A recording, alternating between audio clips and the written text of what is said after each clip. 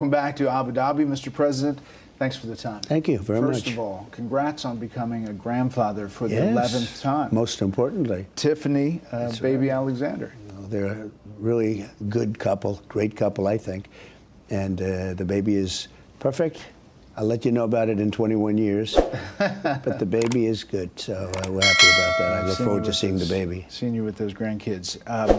This is a big trip. This is seen, especially in this region, as a major, major success with the interaction between each one of these countries. How do you see it today as you wrap it up? Well, I always considered it to be a very important region. I know all three leaders, as you could see, very well. In all three cases, I knew them long before I ran for politics, which is sort of something. It makes it a little bit more special.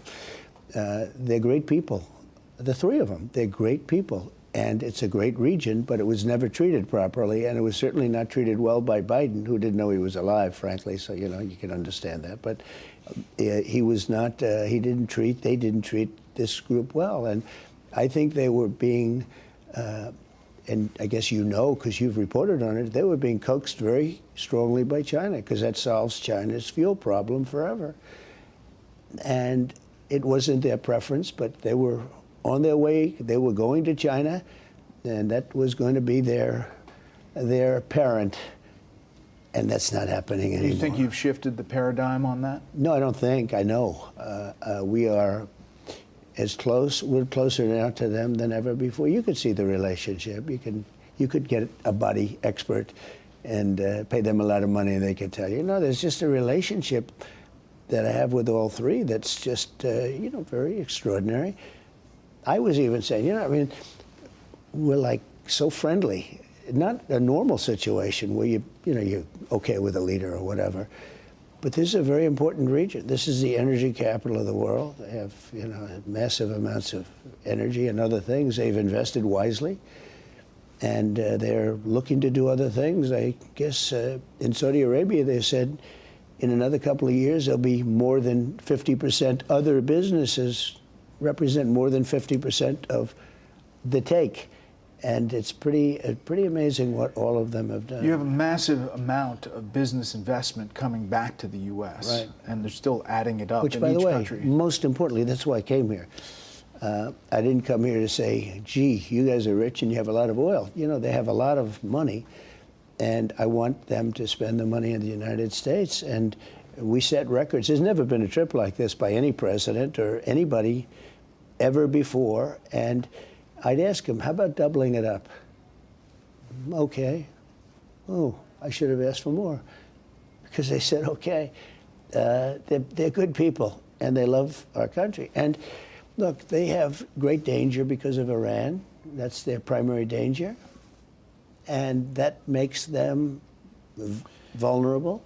But I don't see them as being vulnerable, because I think we have the greatest military in the world. And we're adding to it now at levels that nobody's ever seen. We're going to build the Iron Dome. We deserve an Iron Dome. You know, see, we call it two names. So I was going to call it the Iron Dome because that's the name everyone has heard of for years. But to me, it was old-fashioned. So we changed it recently to the Golden Dome, the beautiful Golden Dome. And matches Ronald the golden Reagan, age. you know, Ronald Reagan wanted that many years ago, and he was right, except you didn't have anywhere near the technology. I want to talk about Israel. I mean, the first trip in the first administration, when you came over to the Middle East, you did do a stop in Israel on the way back. Not doing it this time. Obviously, the Israel-Hamas and what's happening in Gaza is driving a lot. How do you see that? Are you frustrated at all with Prime Minister Netanyahu? No, look, he's got a tough situation. You have to remember there was an October 7th that everyone forgets. It was one of the most violent days in the history of the world, not the Middle East, the world, when you look at the tapes. And the tapes are there for everyone to see. So he has that problem. That problem should have never happened. Now, if I were president, that problem wouldn't have happened, because Iran had no money. They were stone cold broke, and they weren't giving money to Hamas. In fact, I remember in your show, like a year before that, you were saying, there's no money for Hezbollah, Hamas. There's like 28 different groups. The Houthis. The Houthis. But they have 28 groups that we know of. and none of them. They were all breaking up because there was no money. And then Biden came along, he took off all the sanctions on Iran. I mean, I put sanctions that were so strong, anybody that did business with Iran could not do business with the United States. So everybody took a pass, including China. Biden came in, he just let everyone go by, and they became, they have over $300 billion today. So how do you get to a solution there? Oh, we'll get 100%. You think so? Well, we're going to have a solution one way or the other. It's either going to be violent or not violent. And I far prefer nonviolent. I know so many Iranians from New York, from Washington, from different places. These are great people. You have to view them as people. And I don't want it to be a violent thing, but they're not going to have a nuclear weapon. But you said it was close the other day. You said it was close to a deal. I think it's close. So does that mean that they're going to enrich at any level, like a civilian level? No, I think they want to make a deal. You say to yourself, they have massive oil, by the way. They have oil that lasts for 300 years. They have a lot of oil. People don't realize they're one of the biggest in the world. And it's very good oil, meaning it's pure, perfect stuff. They don't have to spend a fortune on gases and energy in order to melt the rock and everything. They have pure, unadulterated, good oil. And you say, why does somebody that has that kind of oil, other than being politically correct, but when you have unlimited amounts of oil and gas, why are you putting up, why do you need civil nuclear? I just don't see it. But I mean, are you going to call for it all? And I think nuclear is fine. I think nuclear is fine for civil if you have a country with no oil. But if you're sitting on one of the largest piles of oil in the world, why are you talking about putting up nuclear civil? I call it nuclear civil. And so Bibi Netanyahu is not convinced that a deal would be good for the region. Is that fair to say? I think I can say that Bibi, he's an angry man. And he should be because of October 7th. And he's been hurt badly by that. But in another way, he's been sort of helped because I think he's fought hard and bravely. And you think the Israel-Hamas, the situation in Gaza is going to come to an end soon? Gaza's a nasty place. It's been that way for years. I think it should become a free zone. Freedom. I call it a freedom zone. It should become a freedom zone. It doesn't work. Every 10 years, they go back. They have Hamas. They have everybody's being killed all over the place. I mean, you ever see? You talk about crime stats. It's a nasty place. Are these people, these countries that you were just visiting, are they going to have to be a part of the solution? Well, they would be. They would be. I spoke to all three of them. They would absolutely be. I mean, they're really rich and really, really, really even more than rich. They're good people, and they would help. And so money's not even the problem. You got to get countries to say yes. Take them. Look, these are people that want to be in the Middle East. They really want to be in the Middle East. They love the Middle East. I see that. There's a spirit for the Middle East. They didn't have to go to Sweden, Germany, these different countries. They could have been home in the Middle East if somebody had the brains to build beautiful communities. 1.9 million is a lot of people, but it's not a lot of people, relatively. You had a couple of foreign policy successes even right before this trip. You picked up the phone and called 2 nuclear powers, India and Pakistan, and you got them to step back from the brink. That was a success as you got on the plane heading over here. A bigger success than I'll ever be given credit for. Those are major nuclear powers. Those are not like a little bit. And they were angry. And the next phase was probably, did you see where it was tit for tat. And it was getting deeper and more missiles. Everyone was stronger, to a point where the next one's going to be, the N-word. You know what the N-word is, right? Nuclear. Yeah. Thank you. Thank you for the clarification. I figured you'd want to clean that up. No, it's the N-word. That's a very nasty word, right? In a lot of ways. The N-word used in a nuclear sense, that's the worst thing that can happen. And I think they were very close. The hatred was great. And I said, we're going to talk about trade. We're going to do a lot of trade. Don't forget, Iran wants to make a deal with us badly for a lot of reasons. But when you look at India, they are calling, Iran wants to trade with us, okay, if you can believe that. And I'm okay with that. I'm using trade to settle scores and to make peace. But I've told Iran, we make a deal, you're going to be very happy But more than anything, I've told Iran very simply, because I heard somebody making my case last night on television. I didn't like it, because they were saying there's plenty of time. There's not plenty of time. There's not plenty of time. You feel urgency. Well, they're not going to have a nuclear weapon, and eventually they'll have a nuclear weapon, and then the discussion becomes a much different one.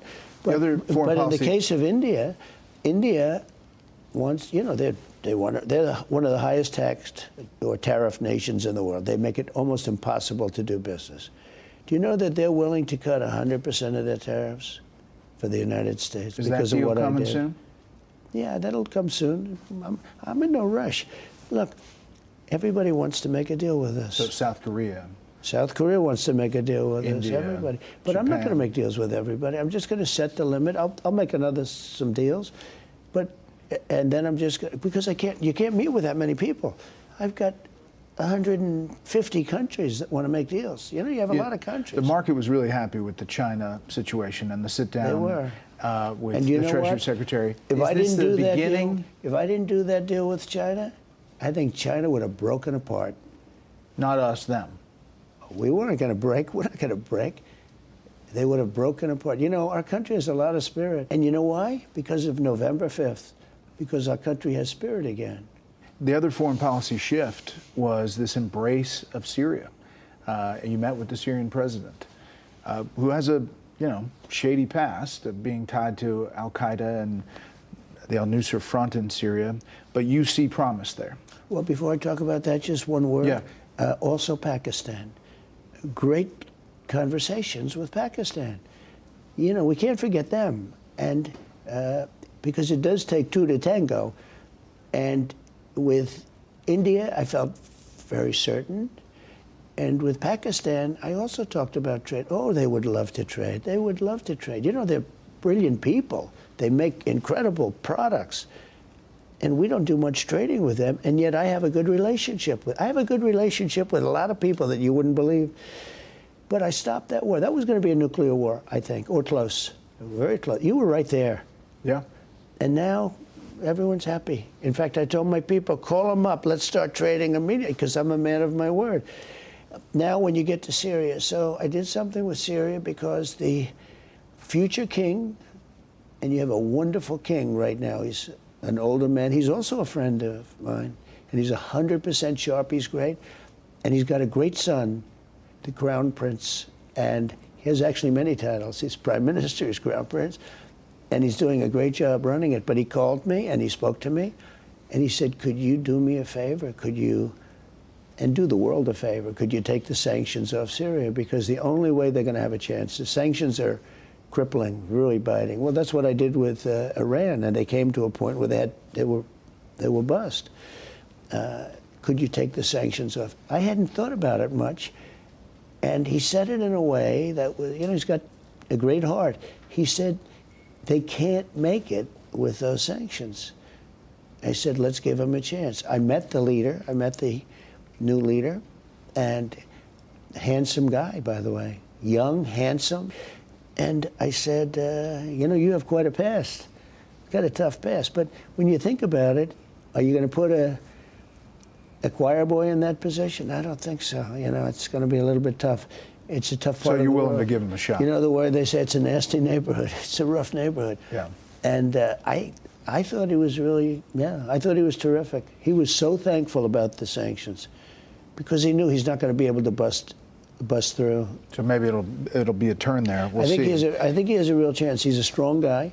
He's done some pretty tough things. A lot of the coverage here was about your speech in Saudi Arabia and some of those things that you said about trusting these countries to make their own decisions, and we're not trying to make it a mirror image of ourselves. You know, big foreign policy thoughts. We have our own problems. Yeah. You know? But a lot of the coverage back home was about this donation of the Qatar Boeing jet.